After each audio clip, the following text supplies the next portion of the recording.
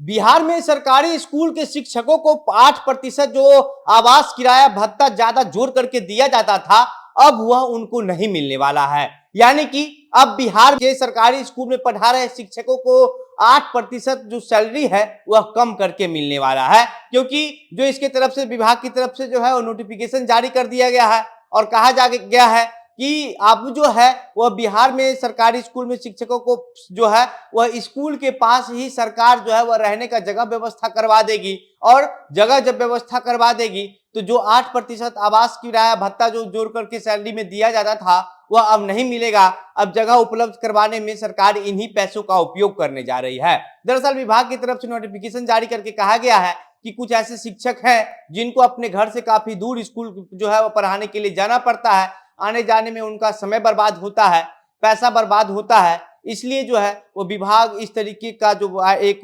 तरीका है वह सोची है ताकि शिक्षकों को जो है वह स्कूल के बगल में रहने का जगह मिल जाए। और ये जगह जो है ये विभाग की तरफ से ही व्यवस्था किया जाएगा। और लेकिन 8% जो आवास भत्ता जो है वो दिया जाता है शिक्षकों को सैलरी में जोड़ करके, वह जो है काट लिया जाएगा। और इसके लिए जो है वह स्कूल के आसपास जितने भी घर हैं आम आदमी का या फिर किसी बिल्डर का, उन लोगों से जाकर के जो है वह सरकार के अधिकारी बातचीत करेंगे। बातचीत करने के बाद उन लोगों से जो है वह किराए पर घर ले लेंगे और वो घर लेकर के अपने शिक्षकों को दे देंगे, ताकि शिक्षक का जो ध्यान है वह पढ़ाई के ऊपर केंद्रित रहे और पढ़ाने में उनका मन लगे, आने जाने में समय बर्बाद ना हो और फिर जो आने जाने में जो किराया उनका लगता है वो किराया भी बच सके। इसलिए विभाग जो है वह शिक्षकों को अब स्कूल के आसपास ही जो है वह आवास मुहैया कराने का तैयारी कर रही है। नोटिफिकेशन जारी कर दिया गया है, सारी तैयारी जो है अब काफी तेजी से की जा रही है। और साथ ही साथ अभी तक जो है वह शिक्षकों को जो है वह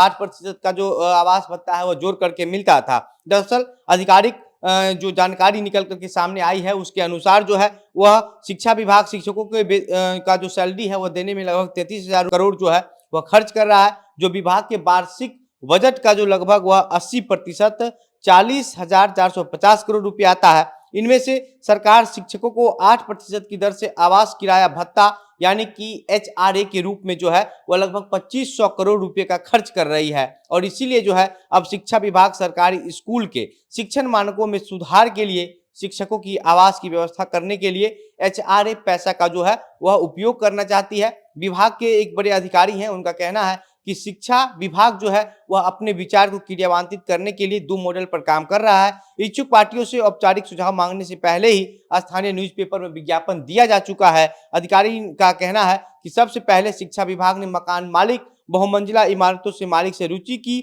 अभिव्यक्ति आमंत्रित की है। उनसे यह बताने के लिए कहा गया है कि वे किसी विशेष स्थान पर कितनी इमारतें किराए या पट्टे प्रदान कर सकते हैं। दूसरा कि विभाग जो है वह रियल एस्टेट कंपनियों से बात कर रही है, जो और प्रस्ताव जो है वह आमंत्रित किया गया है विभाग की तरफ से कि जो शिक्षक आवास के लिए जो है वह ब्लॉक या फिर जिला कहाँ जहीं पर भी हो वहां पर एक बहुमंजिला इमारतों का जो है वह निर्माण करवा सकते हैं। इसको लेकर के भी सरकार लगातार बातचीत कर रही है। अब आप सोच लीजिए कि शिक्षकों का जो वेतन आ रहा था अभी तक, उसमें से अब 8% वेतन जो है वह कम करके दिया जाएगा, लेकिन उसके बदले में जो है वह स्कूल के आसपास उनको रहने के लिए घर दिया जाएगा। और जिनको घर नहीं दिया जाएगा, जिनके नाम से घर या मकान फ्लैट अलॉट नहीं किया जाएगा, उनका सैलरी जैसे आता है वैसे ही आएगा। बाकी अब इस पर आप क्या सोचते हैं, आपकी क्या प्रतिक्रिया है? अपनी आप जो भी सोचते हैं अपनी प्रतिक्रिया बातें हमें कमेंट बॉक्स में लिखकर बताइएगा।